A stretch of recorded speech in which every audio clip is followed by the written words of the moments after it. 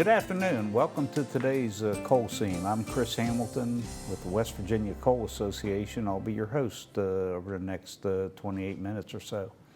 Joining me in the studio today is Mr. Jason Bostic, also with the Coal Association, and we're going to be talking about coal, of course, and some of the challenges, some of the things that we're looking at within the industry, some new rules. We'll talk a little bit about the upcoming election and some of the production, safety, environmental trends that are ongoing within the industry. So with that, let me welcome Jason here. Jason, good to see you again. Thank you, Chris. Good to be here as always. Hope everything's going well in your universe. Steady as she goes. We're gearing up for a new year, as you can imagine, trying to close out the books on what I think will be a difficult year for production. Not something that will be earth-shattering or market-shattering, so to speak. But coming out of 2023 into 24, a lot of our customers, as you know, had coal inventory on the ground. Some of the geopolitical uprisings and dislocations that caused the market to really take off. Got the Francis Key Bridge back in operation, but as soon as we get that in full tilt, have Curtis Bay having some issues over there right now in the Baltimore port. Yeah, so once again, Baltimore could be a potential pinch point for our thermal and metallurgical exports from the northern half of the state. A lot of coal goes through there. I was just looking the other day, and was that the second largest port? It is. Hampton Roads for West Virginia, of course. Hampton Roads, the Virginia ports, Lambert's Point, DTA, and what's called Pier 9 are the largest points of export for our coal. But with the development in northern West Virginia and northern Appalachia, Baltimore's become much more important to us, and both in terms of thermal exports and metallurgical exports. And thankfully, there was some excess infrastructure there that was able to take that tidal wave of new production from West Virginia. Interesting. Just looking at the production trends from the state here over the past couple of years, seems like we've been holding our own. Averaging 84, 85 million tons of annual coal production. Majority of that's underground mining, and little shift in the counties that are, your high producers today, like Wetzel County, because of the change of the reserve being mined up there near Harrison. But I was surprised that things are holding their own under this administration, because as you well know, this administration's accelerating towards a zero carbon economy and industrial base. Very unlikely they'll get there. It seems to be a little too ambitious, squeezing out 75–80% of the power and base fuel as we know it today in a relatively short period of time. But even under that path forward or through that program, West Virginia coal seems to be pretty healthy today. It is, Chris, and I think one of the interesting things, as we were talking earlier this week, is the quality of West Virginia's coal and the mix of product and reserve, thermal versus metallurgical. We have both, and we have both types of thermal and metallurgical coal, lower sulfur on the thermal side, and of course we have all four types of metallurgical coal. So the markets for our coal will continue to be there. It's just a question of the concentration. And I think that kind of explains what we've seen, where the split between domestic shipments, especially on thermal coal, versus overseas international shipments. We came very close last year in 2023 to exporting as much coal internationally as we ship domestically in this country. And I think that's a trend that will continue given the pressures that are on domestic coal customers. But I think longer term, as you look out and take political aspirations away from whoever happens to be in the White House, I think the reality of electricity generation and electricity demand is finally starting to weigh in on the public and on power plant operators, because I think it's the reality being that we can't retire baseload coal generation or any baseload generation for that matter and expect to digest 20% more, 30% more electricity demand. You have two things happening out there today. You have this continued push to remove coal from the energy mix, the nation's energy mix, and with that, we're seeing more and more closures of coal-fired power plants. And these are plants that are operating today at optimum efficiency and have basically removed every single contaminant or constituent of your emissions stream. I mean, the utilities have done just a phenomenal job of putting scrubbers on and the other after treatment devices to remove your constituents. But with that, we're seeing this lack of reliable baseload power, while at the same time, we're entering into an era where we just don't have enough power to support all the new manufacturing, all the electric vehicles that are being plugged in and are charging around the country. Not so much here, but in the Southwest and Nevada and Florida, there's a much higher percentage of electric vehicles than what we experience here in West Virginia, and all that, along with the resurgence of manufacturing and the literal explosion of data centers and artificial intelligence operations. There's more and more power being consumed as we are reducing, the generating facilities of high quality power around the country. Yeah, it really is an interesting phenomenon, Chris. I mean, for the last 20 years, roughly, electricity demand in this country has either been going down or it's been flat because of efficiencies in modern technology, your television, your refrigerator, whatever household appliances, and even in the business world with manufacturing. Of course, we have shed in this country so much heavy manufacturing, and that's enormous load on the power grid. And like you were saying, now all of a sudden, so it was convenient in an era of reduced electricity load to retire baseload assets and not replace them or just not run them as much. Mm-hmm. But now all of a sudden we have a kind of a double whammy. We're looking at a huge explosion in electricity demand at the same time where the policy objectives. And that's happening right now. It is. I mean, it's not something like that's coming in the future, going to be here in 5 years. It's happening today. It is, and it's causing the RTO, the system operators like PJM, the system mm-hmm. we're in, to really start to panic that can we safely and successfully digest this load? And I think there's a realization that we can't. They can't. If we continue on this path, again, of policy-driven retirements of otherwise healthy, profitable generating assets. I think I read where the state of Virginia has 81 or 80 some large data centers, and they're looking at housing, serving as hosts for several more.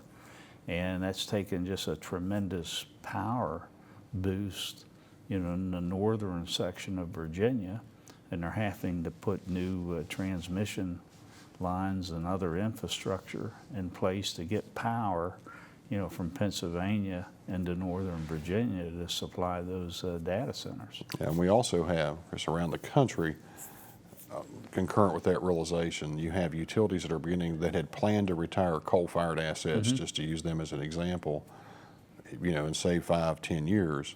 They have pushed those retirement dates out and will instead make the upgrades and the repairs necessary for them to run. And it's even getting to the point, I read an article, I think yesterday, where the 3 Mile Island nuclear generating mm-hmm. station in Pennsylvania, which I think was turned off maybe 2012, 2015, that there are plans to restart, or they're considering restarting that station, because again, everybody sees this huge demand coming, and there's a deficit of generation to take care of that. And I think the other thing that's happened concurrent with this new generation and the realization that we need everything we have now plus more is as the utilities and the electric grid operators begin to put renewable energy sources, intermittent energy sources through their paces, that they can't satisfy that demand. I think that's kind of common sense accepted in states like West Virginia and those of us in the coal industry. But for the rest of the country, I think there's a perception or a belief that a windmill can replace a nuclear station or a coal station, and that's just not going to be possible. So there's a newfound awareness, sensitivity about the fact that not only do we need to keep everything running that we have now, but we're going to have to build a whole lot more. But building new sources of generation, whether it's natural gas or whatever, that requires a whole tail end of infrastructure that takes additional time to build. It's new generating lines, it's new transformers, it's new voltage regulators, things like that. And we're so far behind. You know, we've heard We of are. the grid being stressed, compromised for several years now, and just not keeping up with electrical demand. Again, I believe there was, just a couple hundred miles of new infrastructure, transformers, high voltage lines constructed last year. And that's probably an average over the past 7 or 8 years. Just a couple hundred miles, 250, 270, maybe 300 miles. Last year, I think, was a little higher in the previous couple years. But it's reported that there's hundreds of thousands of miles that are required to fully upgrade the grid. So when does that work begin at that level? Yeah. Or pick up at that level? And like to your point, Chris, we are already so far behind. And I think there's also going to be a supply chain capacity issue. And what I mean by that is the heavy infrastructure that you need to wire the country together and to redesign the electric system based on the past 15 years of accelerated coal generation retirement. Do we have the capacity in this country to build the transformers, the tension towers, the regulators, and things of that nature? And I think we're in for a rude awakening on that end of this spectrum as well. Well, we are, and that's part of the demand. That's part of the manufacturing resurgence that's going on. You know, it is developing. It's manufacturing American-made renewable energy systems. It's solar. It's windmill blades that are being developed here, and they're subsidized. It's government subsidized manufacturing that's really surged here in the past couple of years. That's enhancing and causing a revision of all the power demands and needs. And Chris, one of the most telling things to me that the electrical system, the bulk electric system, that's across state lines and across regional lines is really in trouble. PJM, the 13-state grid operator, Which West Virginia is a part of. which we are kind of sit directly in the middle of, had a capacity auction 2 or 3 weeks ago where they try to assure that they have the generation resources necessary to keep the grid stable for the next 4 to 5 years. And the price of that capacity auction, which is quantified megawatt hours, the price of power that PJM is willing to lock in for the next 2 years went from $28, something around $28 a megawatt hour, to $330 for most of the footprint, but went as high as $466 in the Baltimore, Northern Virginia area that you were mentioning earlier with the data center load. So I think that's a cry out by a grid operator that, for the last 10 years we've been saying you're retiring things too quickly, leave these coal plants alone, leave these nuclear plants alone. They have failed to make the impact with the policymakers and the regulators. So the only other way they knew to announce their concern was to do that price increase and that price jump the way they did, because they have no choice to get that operating So capacity. as I understand that, and it gets real complicated when you get into PJM and the dollar price per megawatt hour, and I know when that announcement come out, a couple neighbors of mine actually called and said, "Hey, does that mean our electric rates are going to go up?" And I said, no, it actually could result in a decrease in your rate. You know, if our electric utilities are savvy enough and plan for this appropriately, they could be burning more coal, generating more electricity, exporting that power or putting it on the open energy market and actually making money. The West Virginia utilities could be making extra money and putting that back into the rate base. Absolutely, Chris. For states like West Virginia, and we happen to be one of the few where we've got we have excess generating capacity with our coal plants. States with a primarily. deficit in power are going to have to buy that high power. Yes. Okay. So, in our situation, take West Virginia's coal plants, we have extra that we put on the open market.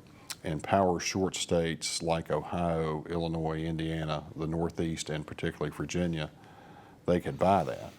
So they're looking at a rate increase because PJM has now set that floor at $330 a megawatt hour just to make sure the plants are there to run. But if we, like as you said, if we're savvy enough and plan ahead and get the coal supply contracts at the plants, if APCO or our other regulated utility sells that cheap coal power into the system, the difference between $28 a megawatt hour coal power and $400 a megawatt hour system price comes back to us as ratepayers. It proves the point, Chris, that you've been making for several years, that these power plants are actually in electricity and energy manufacturing factories and assets, Facilities. and that they will prove remarkably valuable as the electric system evolves. And I think we're starting to see the first signs of that. The state is to be commended, I think, through the Public Service Commission, through the West Virginia legislature, and through our efforts at the Coal Association to make sure that those assets stayed in place, that they were upgraded and ready to run now that the rest of the world realizes they need them. Well, and those plants in our electric ecosystem here in West Virginia could prove to be more and more valuable going forward as the transition continues from fossil energy to higher cost renewable systems and nuclear systems. Yes, and even more concerning, as we saw during the last couple of winter storm events or low temperature events, the coal plants were the most resilient assets when confronted with remarkably low temperatures. You saw gas assets, because of pressure in lines and all the complicated movement of gas to large electricity users or large electricity makers, where their generating capacity fell as much as 50%, if not more, because you physically couldn't get the gas to the plants. And you obviously have the intermittent sources that have their own set of problems. The sun goes down, winds change, and in extreme weather, wind falls off, or you can actually coat windmills with ice and they don't operate correctly. So it really goes back to there are only two generating sources that are what we call callable, that if the grid operator calls and says, I have to have 100% of your output because we've got fuel on site, it's solid fuel, it's stored, we can answer that call. And nuclear is the only other option. And nuclear kind of faces the same problem we do. Obviously not in my backyard, the concerns related to nuclear energy, and it takes forever to build a nuclear power plant. I think the last one took 23 years through permitting and FERC approval. Well, and that's why we're only upgrading a couple hundred miles of the grid every year also. Yes. There's land issues, there's land acquisition needs that are out there. There's the long permitting process, the whole supply chain, manpower needs. I mean, when people think of the grid being upgraded, they just think of, I'm not sure what comes to mind. Maybe somebody going on a pole and waving a magic wand and the grid's upgraded, but there's a lot of construction work, a lot of permitting work, a lot of environmental concerns and considerations. There's litigation. Yeah, I think and I think people, Chris, tend to think like I do. We've got to upgrade the infrastructure. Mm-hmm. Well, That's the bucket truck pulling down the street and working on the lines that are in front of your house. But what we're actually talking about is, topography, where there are no, in many cases, the electric lines have to go across the ridge, down the valley, across the road. And that's where there's no access, there's no existing permitting. You have to do foundational studies. Can we get the high tension towers to stay where they're at? Then you have to build them, erect them, string the wires. And there's about, a conservative guess, I would bet, between state and federal processes, there's about 34 permit steps involved in that. And every single one of them is primarily environmental evaluations. It becomes a tripping hazard by activists. There's the Endangered Species Act, there's the Clean Water Act, crossing streams, going around streams, things, cutting the trees even, to build those lines becomes a permitting quagmire. I'm not going to call it a nightmare because it can be navigated, but it just takes time. Many of those groups are the first to cite concern or complain about a little higher energy costs, and some of those groups are the culprits behind pushing government to develop more stringent, onerous regulations against our industries that ultimately leads to higher priced energy. It does, Chris. And the other thing that I think gets lost sometimes is the physical footprint of building new resources. So you take the John Amos Power Plant, which is a couple miles down the road from where we sit today. That thing's been there since the late 70s. The land impact from John Amos is quantified, it's known, and with the proper care, repair, and feeding, that plant could theoretically run forever. But the advocates for non-baseload energy, more intermittent energy, are willing to trade that developed asset that can run, fuel on site, everything we've talked about. It doesn't quit working because the sun goes down and the wind changes. They want to replace that with intermittent sources that require a massive amount of new land disturbance.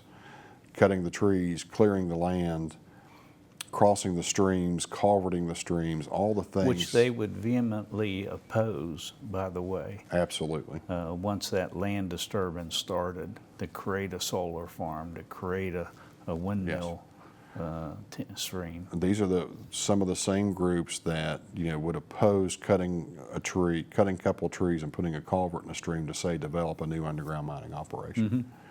But you're going to take the potential impact of a coal mine or an existing coal-fired power plant and times that by almost 10, in some cases 15, in terms of new land disturbance to replace it. Nuclear power flows off the lips of a lot of elected officials. A new generation, a smaller nuclear unit, more mobile. One that can be almost transported around, versus the large initial first generation plants.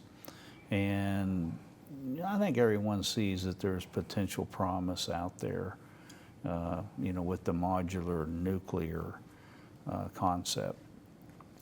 But again, as long as that's talked about in rooms like this, or at the 40,000 foot level, there's no danger in it.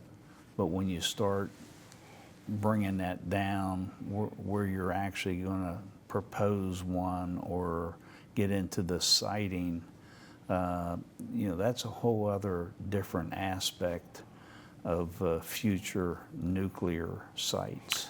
It is, Chris, and the thing it doesn't concern me, but it's just, again, it's reality meeting philosophy as it regards energy. And I think with respect to the smaller nuclear technology, if that was viable as we sit here today, that countries that are absolutely desperate for electricity and just base energy, flame to make heat, they would be developing those things and deploying those things immediately. And you automatically think of China. India follows on quickly thereafter. If these things worked, if they were proven, then India and China would be mass producing them, and they're not. What India and China are not only maintaining their coal-fired assets, but they're screaming for more of them. The biggest market increase that we've seen for West Virginia thermal coal has been India. for high-quality coal that can produce relatively pollution-free energy. So I judge a lot of new emerging technology by where it's being deployed now. And if India and China aren't building them or aren't using them, that's probably a good sign that we're still off in the distant future with that. And why are they looking at that? Steady, stable energy production It and works. consumption. It works. It works. You tie it directly to our high computerized life and quality of life. You tie it to healthcare. You tie it to national defense, homeland security. It provides has a lot of great attributes. We've experienced it all here. Yeah, Chris, and I continue to believe that great societies, modern societies in the United States and Western Europe are a great example of that they're built on a foundation of two things: abundant, reliable electricity and steel. And coal makes both of those. West Virginia coal West Virginia coal makes both of those. because we have, again, the best steam coal in the world and the absolute best metallurgical coal. Without questions. And two things come to mind here when I think of the most recent production and consumption trends that I went through.